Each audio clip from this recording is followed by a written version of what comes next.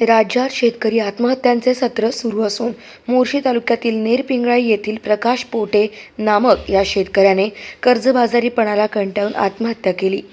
विशेष म्हणजे या आत्महत्येनंतर सुद्धा कोणी अधिकारी कुटुंबियांची भेट घ्यायला आले नाही।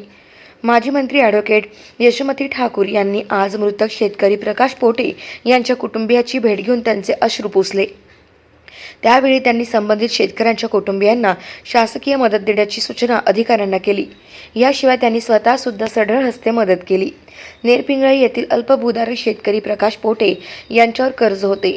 3 एकर शेती असलेले श्री पोटे यांनी सततची नापिकी तसेच शेतमालाला भाव नसल्याने चिंताग्रस्त होते।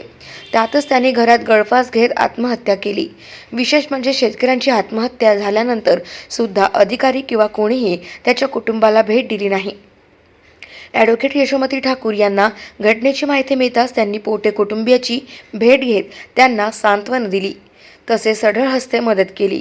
यावेळी काँग्रेसचे तालुकाध्यक्ष रमेश काळे, राजू काका ठाकूर, डॉक्टर धनंजय तट्टे, साजिद पठाण यांच्यासह काँग्रेसचे अन्य पदाधिकारी उपस्थित होते।